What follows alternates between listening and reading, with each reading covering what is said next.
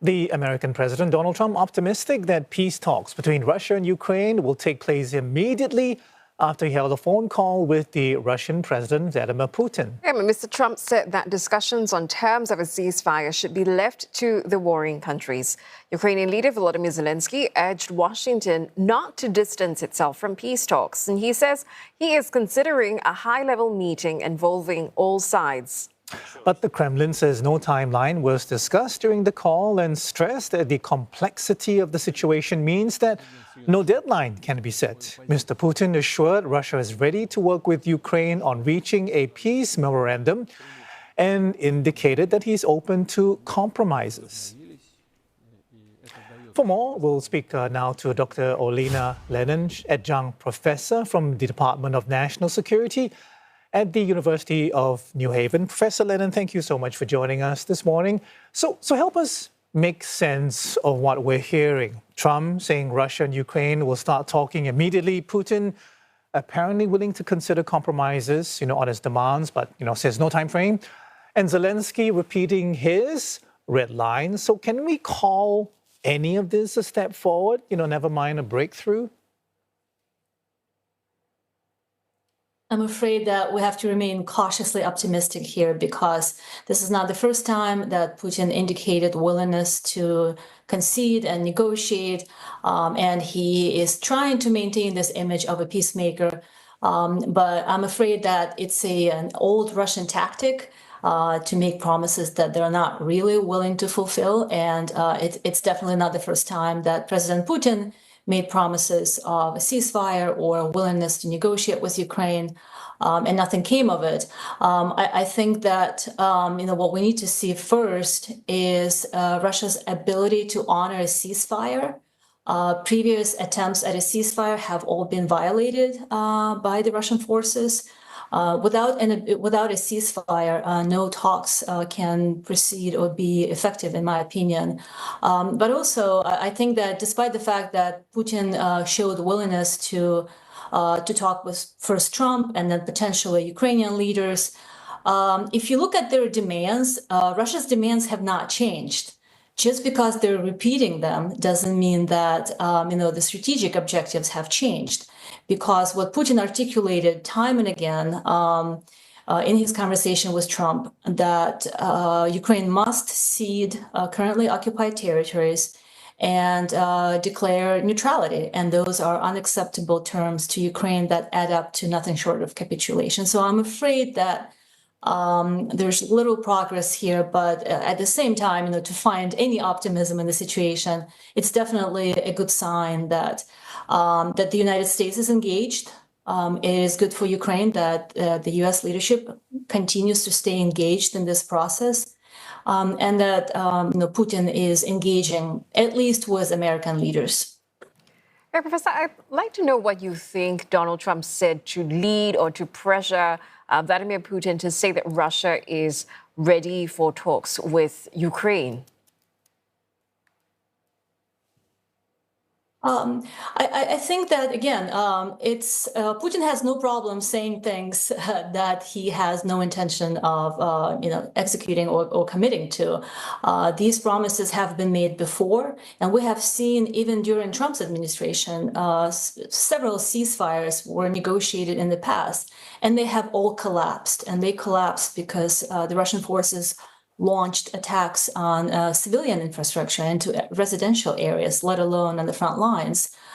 So I'm afraid that, these messages are getting reiterated, but we don't see any action supporting those promises. So until we're actually able to see that Russia can honor their own agreements and can honor something as simple as a 3-day ceasefire. Remember that the most recent ceasefire it only required discontinuation of fire for 3 days, and that didn't happen. So I'm a little, again, I'm cautiously optimistic about Russia's ability to actually honor their promises, because just because they're saying that this is the intent or that they're willing to negotiate doesn't mean that it will translate into action. And we have not seen any concrete steps toward a ceasefire or peace. So again, I'm afraid that what Putin told Trump and what President Trump has repeated to other leaders, including to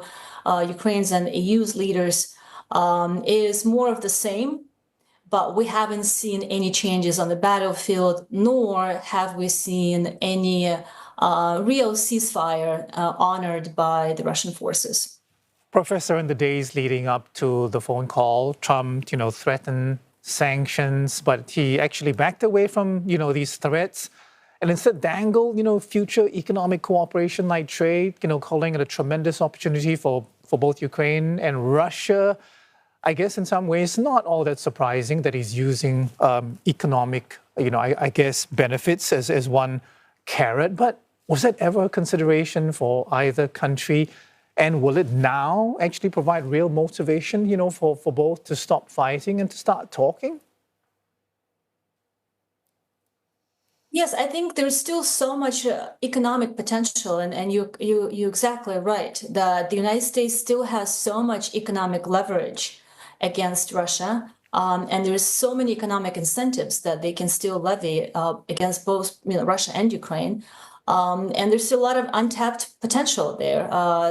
The United States can still join the EU in imposing secondary sanctions and going after third-party providers, companies in countries like Turkey, India, to that evade sanctions and continue supplying Russia with dual-use technology that can be, components that can be used in weapon production. So there's still there's a lot of loopholes that are being exploited by third-party providers that the United States has not gone after.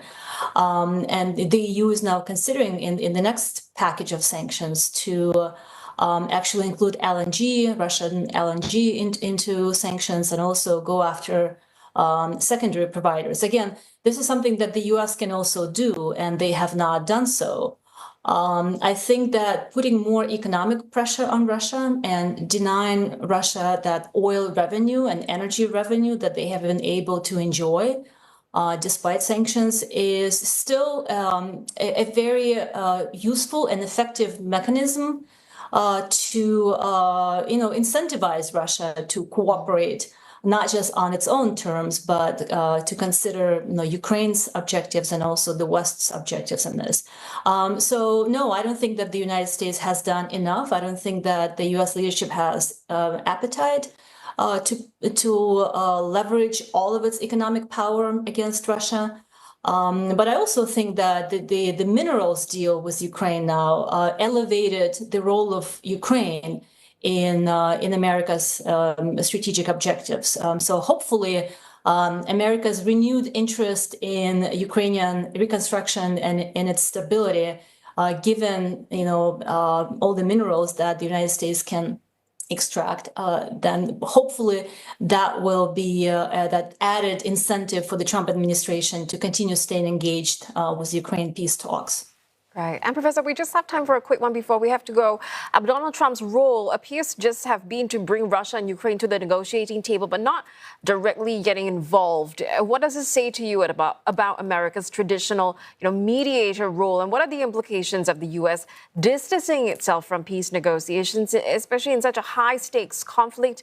What can Europe do, and whether, it can effectively lead peace efforts in this context? Well, on the one hand, there's a lot of positive that can come out of America's withdrawal, or I don't want to call it isolationism just yet, but definitely distancing, as you said. I think it gives Europeans an extra incentives to boost their defense production and to actually step up to the plate and be more involved in the European security and in providing military aid to Ukraine, increasing their own defense spending. So I think those are positive developments in terms of Europe finally kind of achieving strategic autonomy that they have always been working toward, but just never had strong incentives to do so. But on the other hand, historically, when we look at previous peace agreements, without the involvement of the United States in any global conflict, unfortunately, the chances of a ceasefire or peace talks or peace agreements holding are very, very low. it does require, the chances of this conflict actually being resolved are much higher with the United States engagement. And that's why I'm hopeful that the minerals deal will actually give the Trump administration that added interest in deconflicting Ukraine so that its economy and its infrastructure can actually make this deal profitable. So I really do see Ukrainian minerals and the rare earth elements as something that will be of huge interest to the United States. All right, really appreciate your time. That was Dr. Olena Lennon, adjunct professor, Department of National Security, University of New Haven.